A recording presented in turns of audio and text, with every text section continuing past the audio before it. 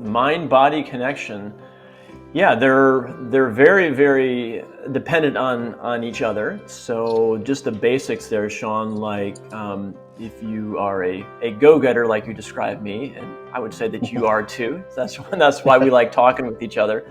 Um, if you are that way, if you are kind of wired for kind of chasing your dreams and you're passionate about what you do, you got to take care of your body. Especially, I think the number one is sleep.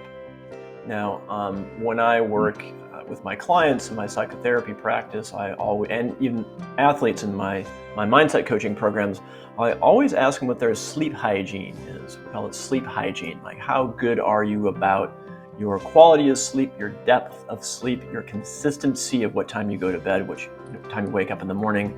I think a lot of people in our society kind of skimp on sleep or cheat their sleep and really don't prioritize it enough. So that is a big thing right there. The next thing, of course, I would say is hydration and nutrition. I've got some hydration right here. Always drinking water pretty much all day long. Yeah, there we go. Most folks are a little dehydrated. Quality of food is important. Not having too much sugar, making sure that you don't eat before you go to bed. Just the basic stuff that everybody knows anyway. It merits repeating because so many of us break those rules. I find myself doing that from time to time, being kind of hypocritical, like, oh man, I need to really practice what I preach. So it's really easy to forget about the basics, about taking care of yourself, basically hydration, nutrition, and sleep. So that's for starters there, for the mind-body connection. Right. Yeah. But one of my mentors often says that common sense often isn't common practice. And so Yeah. I think, especially as a coach, talking about health, a lot of times I found that on sleep, nutrition, and hydration is something we all really, I think, as a society, devalue because of all the Mhm. like coffee, Red Bull, all the other things that you could juice, like all these other things. So, um, was there a time in your life, either as an athlete or as a professional, where you noticed that you weren't getting enough sleep or you didn't have one of these pieces in mind? I know I heard you talk about that sometimes you're hypocritical, but um, as your life coach, I'd say that, that's a little bit of negative self-talk, but we all fall off the wagon. We all need to get back on track. Do you have, okay, there's a lot of, my brain's firing, million miles a minute. So the question, we'll start with this question.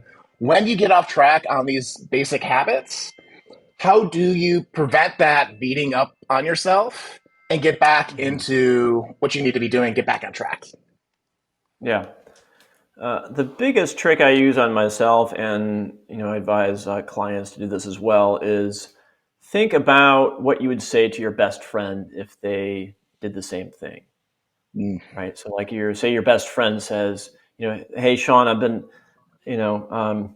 kind of been, I slept in this morning. A couple nights ago, I had too much alcohol to drink. Like, I really, I'm don't think I'm really, or I'm being hypocritical, or I'm not really living up to my standards. I suck, or whatever it is, like that negative self-talk. Like, how would you respond to that friend? And that's what you want to do with yourself in your own head, is be your own best friend. How would you respond to that? Because if you do respond to a friend, you probably say something like, hey, look, you've been so consistent already. It's just a blip in the radar. Don't worry about it. Words of encouragement and kind of painting the bigger picture. But for most of us, really, we do beat up on ourselves. We're kind of our own worst critic. So just catching yourself and saying, yeah, what would my best friend say to me right now? That works for me. And it's not BS. It's like, if I was given that advice to a friend, I would genuinely say the truth, right? So just say the truth back to yourself. And that really diminishes that inner critic. So that's one of the big tricks I do. Also looking at, I think about a graph, like a stock market graph, If you have a good portfolio and your portfolio is you, meaning you're a good person, you have some accomplishments, like you're a good person. Like that, your portfolio, if you will, is strong. So therefore, it's going to perform. So if you look at in the stock market, there's going to be ups and downs, but the trajectory is on the upswing. You want to be looking at that overall. How have you been doing over the last couple of years, right? Like, actually been doing pretty well. So that helps for me, just like the big picture graph, and then treat yourself like your own best friend. I love that insight to think about it over time.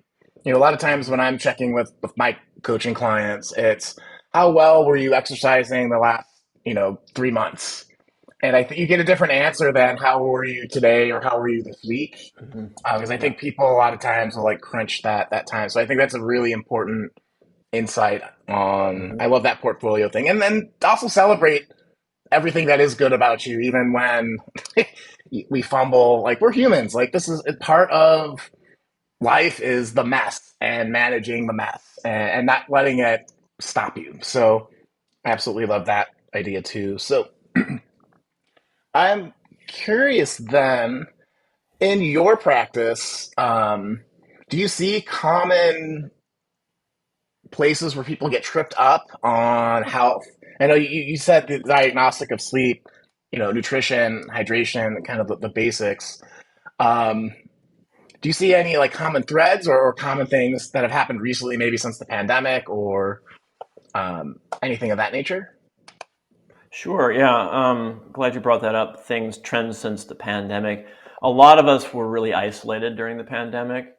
Hmm. Depending on your situation, people who are just couples got sick of each other, or families got sick of each other, or people who were single, got really lonely. And I think we got into this habit of staying kind of in this bubble. And so, on that note, it's like that things that trip you up could be isolating yourself. It doesn't even have to be really physically, but also emotionally. Are you staying in regular contact with old friends from college or something like that? Hmm. Do you have a regular cadence with talking with family members? Um, do you have a regular cadence of doing hobbies and fun things with your friends? So just being really mindful and asking yourself, am I isolating myself?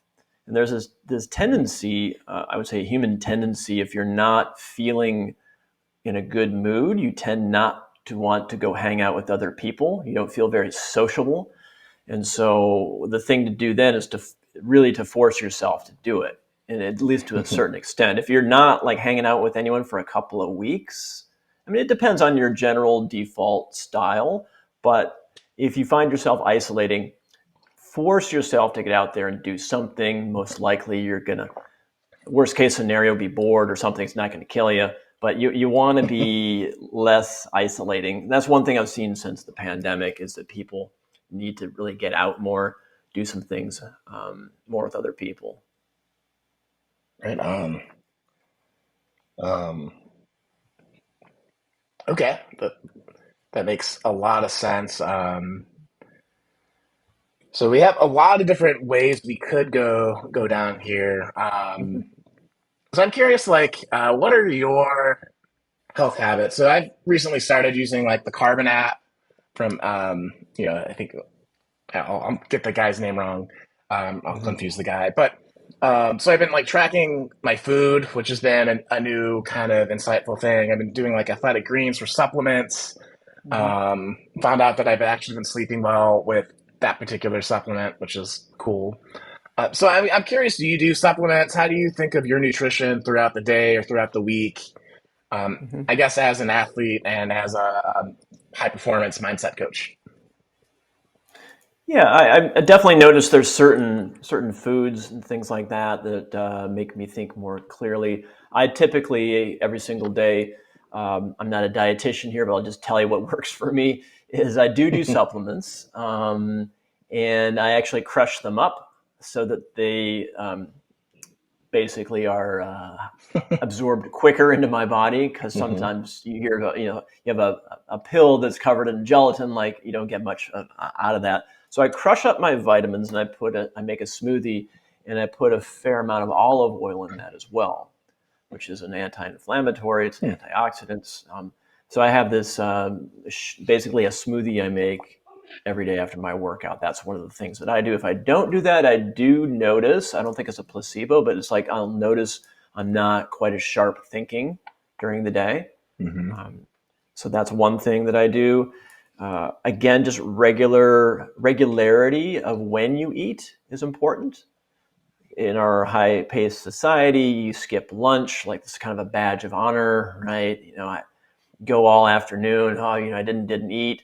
You really got to have that regular time. And what I do, and what I suggest for my psychotherapy clients and for my athletes, is you actually block out time for dinner. You block out time for lunch. So if my calendar, there's basically no gaps in it because I have lunch break, I have dinner, and it's when that hour hits, try to drop everything and just go do it. So really consistency in especially in your diet, your body gets really used to that rhythm. So that's what I do. Right on. So I'm hearing the word consistency a lot. Hmm. When it, Hmm. and I think that is, I mean, as a performance coach, a lot of my goal is to get people more consistent in what they're doing to reach that next level. So consistent sleep times, consistent meal times, consistent shake, special shake after you work out. Um, where are some other areas that are really good for that you need consistency to see the benefits, I guess, in your physical and mental health? Yeah. So are you talking about athletics, or are you talking about just like for everyone? I'd say just probably for everyone. Hmm. I imagine that you're, I mean, you're not maybe going to have as big of meals if you're an athlete, but I'm sure a lot of these principles are probably the same across the board. Yeah. Yeah. So consistency is one of my mantras, and it's consistency in the things that you know that if you miss them, it's going to affect you detrimentally, right? So that on the daily, having consistent daily habits, having consistent weekly habits. If you're in a relationship, having a date night at least once a month minimum. Things that are just calendared. I'm a big fan of putting stuff in the calendar. Schedule a vacation 6 months out. Have that sort of a cadence. I take a vacation every 6 months. I visit Hmm. my family every year, or whatever it is, and just really putting all of that in the calendar ahead of time. Because it's easy to get caught up. Well, we'll postpone our vacation, or I'm not going to visit family this year. I'm too busy. Put your calendar out literally like for the full year and make these sort of quarterly things, quarterly habits that you got going, yearly, even out a couple of years if you want. You can do that in your Google Calendar or whatever. So there's a big power. There's a difference between talking about wanting to do something and actually scheduling it, right? Hmm. Because when you schedule it, it's real, it's there looking back at you. Then the next step, of course, is following through and obeying your schedule. I call it obey the schedule. It's like a mandate from you from the past who wrote this stuff down for a reason. You from the past who says, I want to make sure that I exercise or I visit family. You wrote it down for a reason. You put it in your schedule for a Hmm. reason so that when you're looking at it later on, you go remind yourself, like, why did I put this down? Oh, because it rejuvenates me. It sharpens the saw, if you will. Like, I put all the stuff down for a reason. Um, so calendar, calendar, calendar, consistency, consistency, consistency. I love it. Yeah, Yeah. I I'm someone that's resisted the calendar. Like I don't like structure, Mm, and I know that structure is what helps me follow through and actually like moves the football forward, as yeah. they say. Yeah. So, Yeah. um, how do you make it fun? I'm just You curious. don't. You don't. You don't make it fun Okay. because if you think it's going to be fun, or if you think if you come into it think with sort of a complaining attitude, like, this is drudgery, I got to make this fun, I got to spice it up, Hmm. think of how you feel after you do something, even like, say, Mm. your finances or QuickBooks or taxes. When you get done doing something that's kind of drudgery, do you feel better? Probably, right? Maybe Hmm. you don't. I don't know, but the point is, like, it's not really supposed to be fun. So if you want to drop that and think about more of a different feeling of pride and accomplishment, so that you look back and you said, hey, I was really consistent with these things that are important to me. It fills you with a different type of happiness. It's more of this sort of glowing kind of pride, like feeling just satisfied. So satisfaction as opposed to happiness, which is fleeting. Satisfaction in yourself and feeling proud of your accomplishments lasts longer. So I tell people to focus on that. Um, another thing, Shawn, that I thought of is the power of accountability.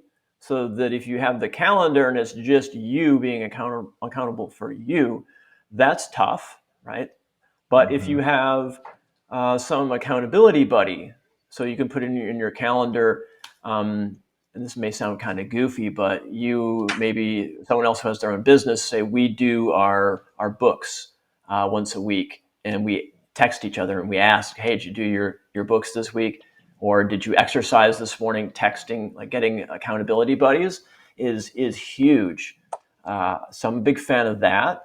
I know we have our regular Zoom meetings. I look forward to those, and that pushes me because, like, oh, I'm going to be talking to Shawn. We last month we talked about this thing, and I haven't done much, and that lights a fire and it gets me going. So use the power of the calendar, power of accountability. Those two combined will override any sense of this isn't fun. Right. Gotcha. That's a very like interesting. So I love it. I absolutely believe in accountability and the calendar.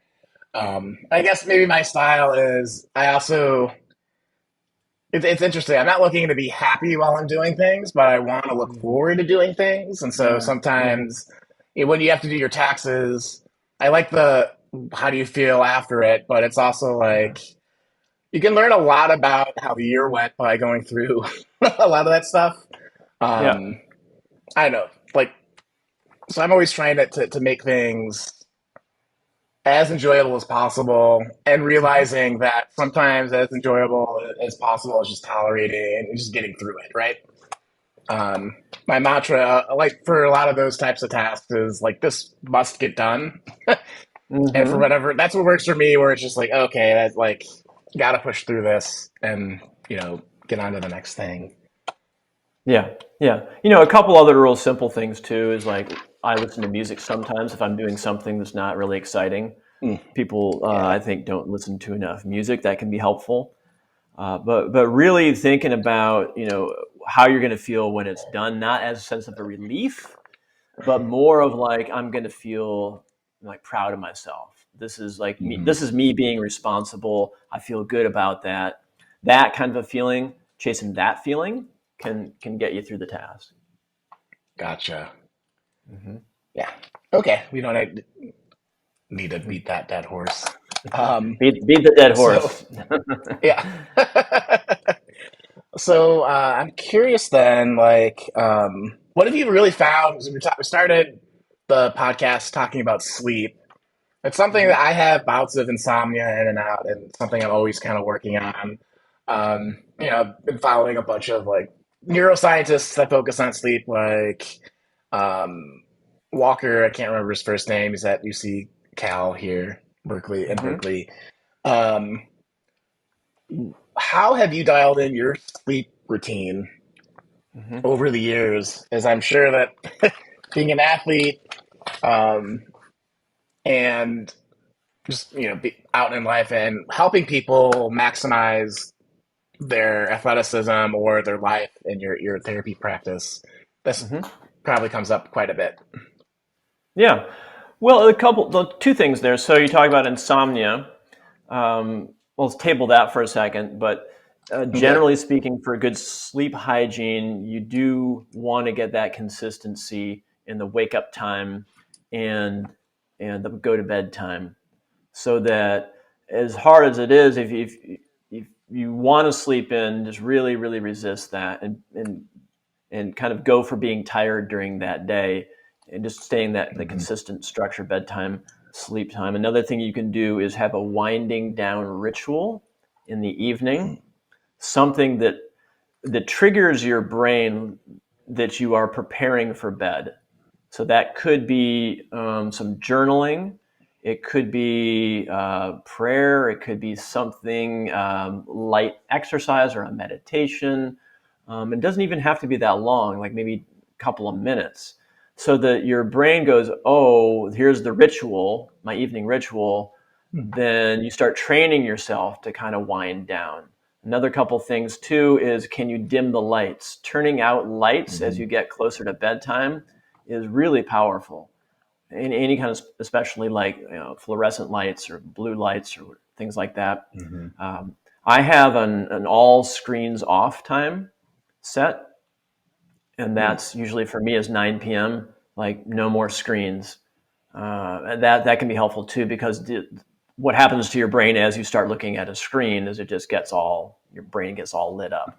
Um, so there's a couple things there: winding down ritual, having that screens off time. So the insomnia is a common thing for a lot of us, and it typically involves thinking about something. So if you're laying down to sleep, there's something on your mind.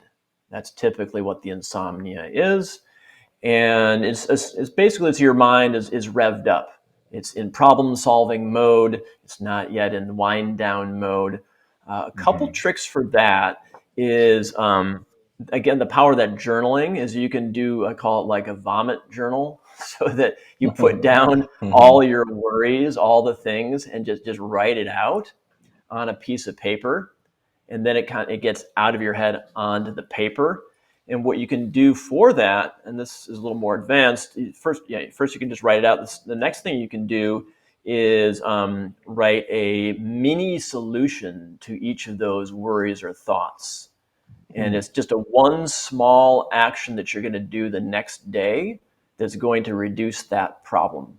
So it's being really practical. Instead of having like worrying about it, you basically, before you go to bed, you put to bed all of the worries, and you remedy it with a little action. Tomorrow I am going to do 15 minutes of bookkeeping. Tomorrow I'm going to do a half hour of taxes. I'm going to time it. Tomorrow, I'm going to email a friend of mine that I owe him this project. I'm going to tell him I'm actually going to be late.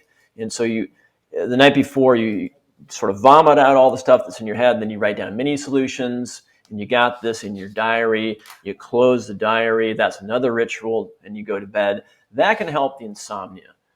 Now, there's other things too, being a psychotherapist, is that legitimately people are wired in different ways.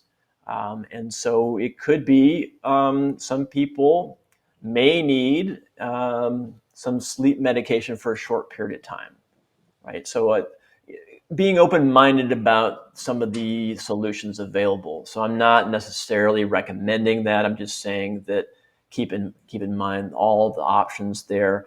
Hmm. Exercise is huge. What that does, and I don't recommend actually exercise later in the evening or later in the afternoon, because that gets you amped up. But daily, regular exercise produces all of these neurotransmitters and hormones that buffer the stress hormone, which is cortisol. Cortisol gets you kind of amped up in fight or flight mode. The exercise hormones, neurotransmitters buffer that so that you can sleep better every night. So that's some basic stuff on sleep hygiene, a little bit about insomnia there, some tricks for you. Awesome. Yeah, I love it. Um, There's some other things that I have heard of. Again, like talk to your health professionals, everyone, before experimenting with this. We're not doing recommendations, but um, so first off, like when you get daylight is important, from what I've also read and studied. So like right when you get up, getting in the sun or getting into bright light to help set your, um, internal clock to the right things, and it's morning and evening light are way more important than we think. Yeah. Magnesium is supposed to actually help with sleep. I know some people like for supplements too. Melatonin can be helpful. I found that it wasn't consistently effective.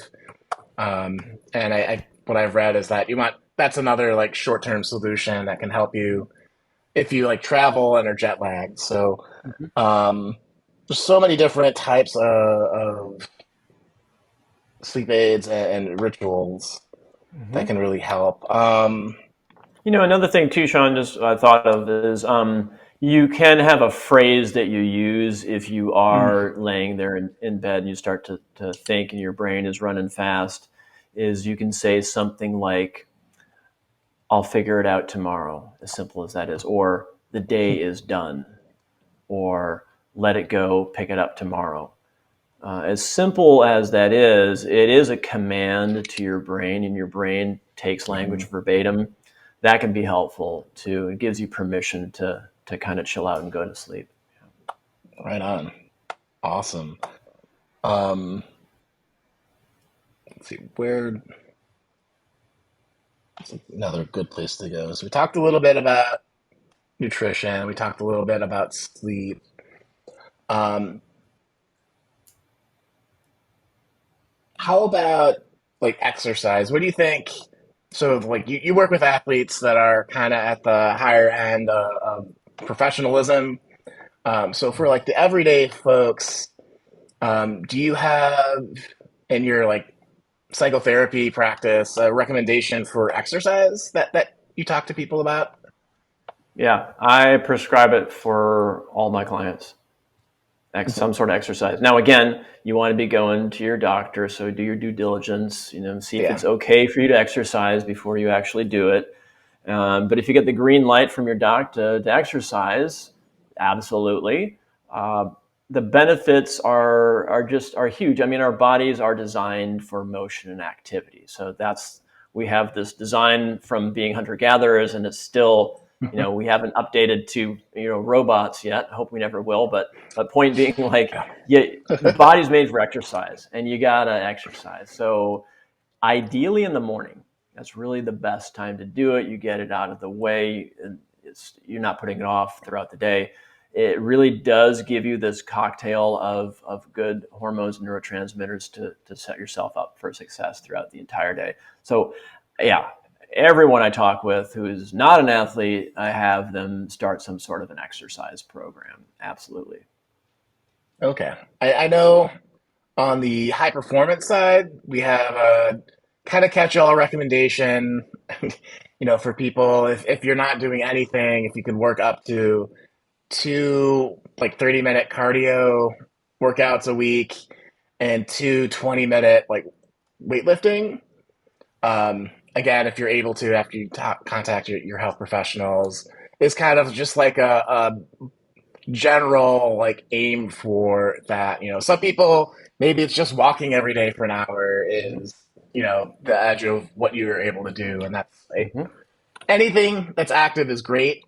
I think getting outside is important, and I think um, making sure you're balancing weight and cardiovascular is also important if you're able to do it. Do you have any recommendations kind of like that for how you break down the exercise, or is it just do it consistently? Yeah, I think I'll go back to the calendar. If you put it Okay. in your calendar and it's staring back at you, there it is, right? So if you have this intention of, I'm going to work out a couple of times a week, that's very vague. You want to be very, very intentional about what days you're working out, what days you're lifting weights, what days you're walking, or whatever that is, and have that dialed in there. And again, use that power of accountability. So can you go for a walk with a friend somewhere? Even if you have to drive there to meet them, you're going to make sure that you do it. So I'm a fan of doing something every single day for exercise, and I push people to do that. Of course, I respect if they don't want to do that, but I err on the side of the more activity and maybe less time spent during the day, but more daily, getting that rhythm going Hmm. on a daily basis. So typically, you want to be doing at least 30 minutes of something, and ideally first thing in the morning, so it's done. It's out of the way. You get that confidence boost. Again, the neurotransmitters and hormones are really going to help you. Um, so that's what I recommend. Okay, right on. Um, as we've been talking about health, is there anything or any area we haven't really like focused in on yet that is also helpful from a general mental and physical health? Hmm. Yeah, the power of taking vacations or even mini vacations, having that again in your schedule, in your subconscious mind, you having something to look forward to. It's in there. It's scheduled. I'm going to a 3-day beach weekend or something like that. Once you get in that new location, you don't have all the distractions from your home. You don't have the distractions from work, Mhm. and you can really just even notice like your muscle tension relax. So something happens when you do some sort of a vacation, a big vacation, or even a small one, or even one day, but you want to be leaving your zip code and going somewhere. That can be really helpful. Okay. I guess another good question then, kind of related to this, is there anything that is you find is uniquely something that you do or believe in regards to health that other people maybe think you're a little crazy for, which I love those types of things, but or just things that are not common. It doesn't have to be a big crazy thing, but Mm-hmm. Yeah, it's a good question. Yeah, here's one that's a little bit wacky, but I'm proud of it. I take a cold shower every morning. mm, So I start out with a warm water, so I don't shock myself totally, but what I finish off is all the way cold. There's a lot of research going on now about the power of cold baths and things like that. They've mhm, been doing that in Scandinavia for centuries. The saunas and the cold baths and all this stuff. Uh, so that's something I do every day. And if I miss cold showers, I notice a difference. So what mm, happens is it lights up parts of your system and activates certain organs. Like it's really good for you. So the extent that you can start doing some sort of a cold water therapy regularly, you get used to it as well, and you get to even to mhm. the point where like I want the cold shower. So that's something a little bit nutty about me. Like, wait, you take cold showers? Like, yes, I do, and I'm proud of it. Yeah. Right on. I've done that before. I've done cryo. Could you Hmm. explain a little bit of maybe like, could you do like one day when you don't take your cold shower, kind of how does that impact your day? And then the converse of like another day when you take your cold shower. What kind of, I guess, focusing on like what benefits are you getting or missing from the Yeah. cold shower in particular? Yeah. Well, not just the physiological benefits that activates a lot of good hormones, gets your adrenaline going, like a lot of good things there physiologically, but psychologically, something interesting happens. Is that it's not really a pleasant thing to all of a sudden have cold water poured on you, but if you have this mindset of leaning into the pain, if you will, leaning into the discomfort, and you do it like you say, I'm the kind of person who takes a cold shower. There's a little switch that's flipped every day that when you step into that cold water, is that it gets you less and less complaining and more I get to do this as opposed to I have to do this. So some Mm. psychological training where that maybe you see some sort of a daunting task during the day. Hey, there's my cold shower, right? So it's a little bit of positive brainwashing in that respect of leaning into something that's uncomfortable. Right on. So I notice, so I don't do the cold shower stuff because that's terrible in my opinion. Uh But huh. there's a like a cryo spa that I go to pretty regularly, like once a week, once every other week. Or not recently, but there was a Yeah. time.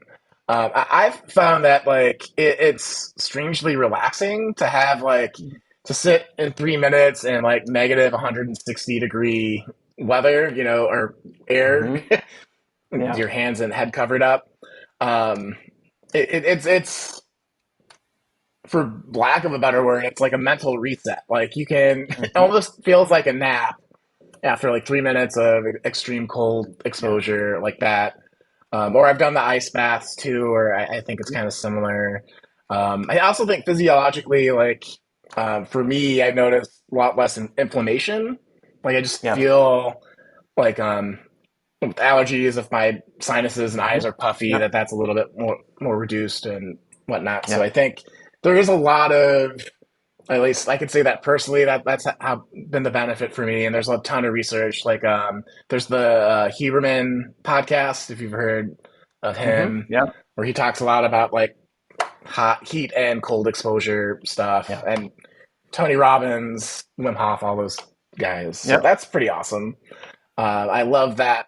Um, yeah, that's a tough one. I have mad respect that every morning you're like, okay, let's crank up the the cold water.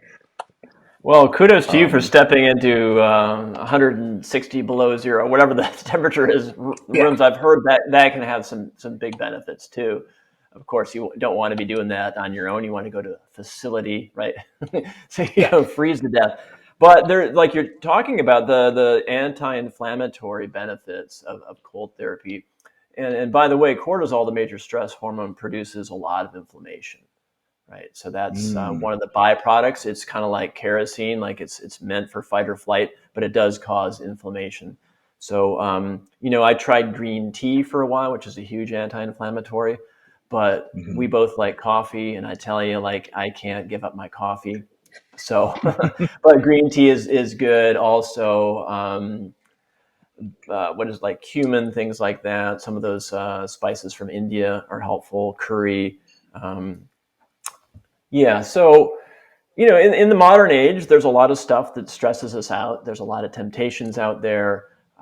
Big, the shiny screens, skip lunch, all this kind of mentality. So you really do have to have some baseline behaviors scheduled in that Mm. you do regularly, so that you don't fall into the sort of the madness of the modern era. You can get swept away in that. Um, so you have to intentionally schedule these things, get accountability buddies, and just really just take care of yourself, because um, yeah, if you this is the only body you get, you gotta Mhm. take care of it. Yeah. 100%. So I want to pin a quick talk about coffee, um, Hmm. and just on a practical level. So you have all these things scheduled on your calendar. So you might have your morning ritual, your after workout ritual, your actual workout ritual. So I think I have an impression that a lot of times people fall apart from like, okay, this is the thing that I'm supposed to be doing at 9 o'clock every day is working out. How do you translate that into an actual workout, right? Is it like, do you think, I mean, you're probably so into it that you're on that autopilot, but how do you, Hmm.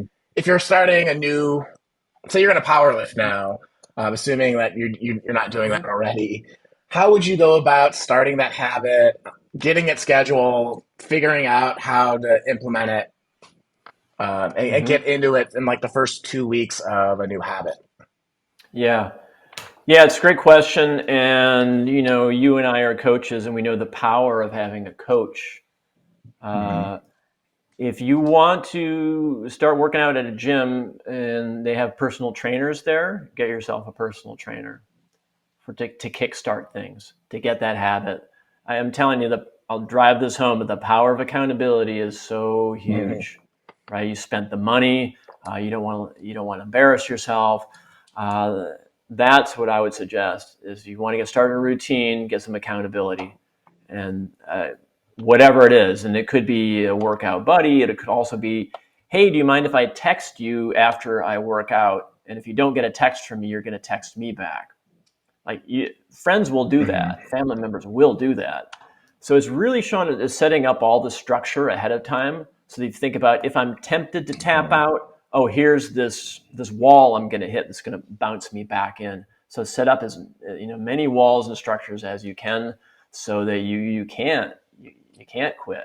And that's really the key. And then, like you said, once you get that momentum and rhythm becomes a habit, then it gets easier. But the first 2 weeks probably the hardest. Then it's the first 2 months are hard as well, and you'll have a Hmm. couple of skip days in there. Even if you have like accountability, you're still going to have some skip days.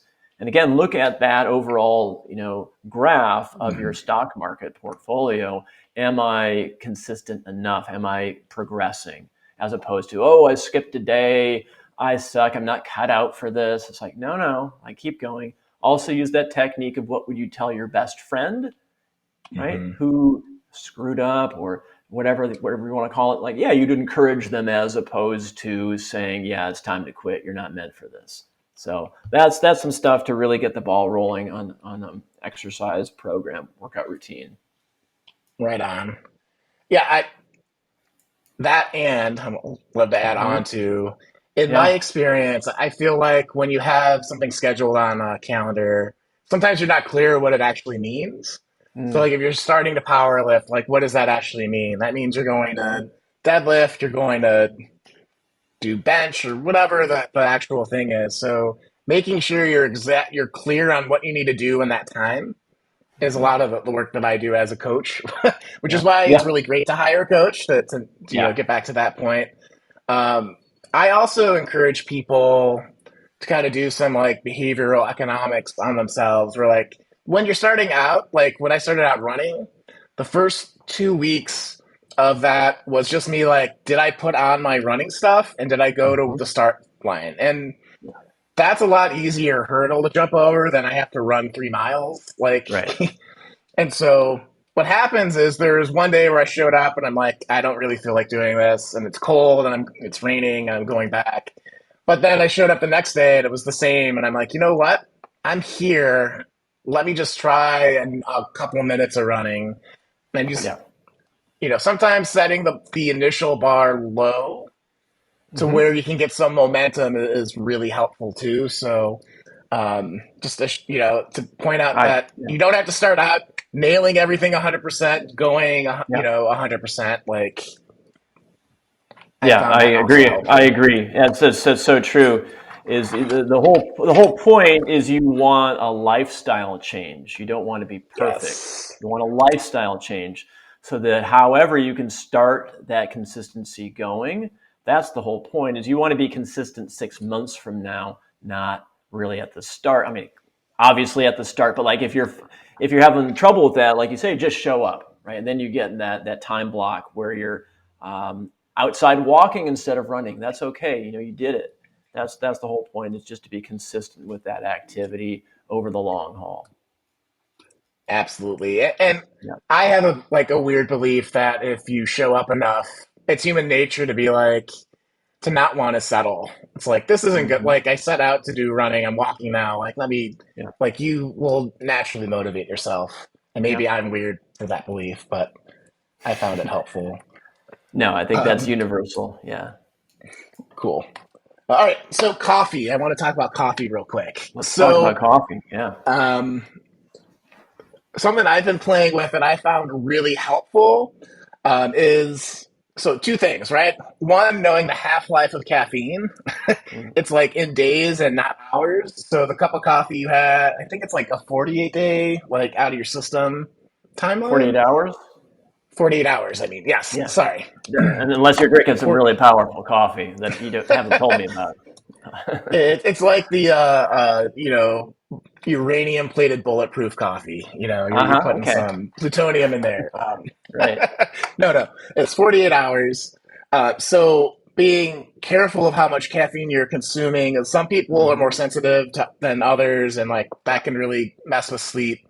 The second thing though that I found is really interesting is I read some grad student did a paper on the optimal time to drink coffee in the morning, right? And so they broke down like all the times, and like going back to cortisol, like cortisol helps you get up in the morning. That's the hormone that's like, hey, time to get ready for the day. And your body will naturally spike it when you wake up, and it'll, you know, slowly Yeah. decrease over time.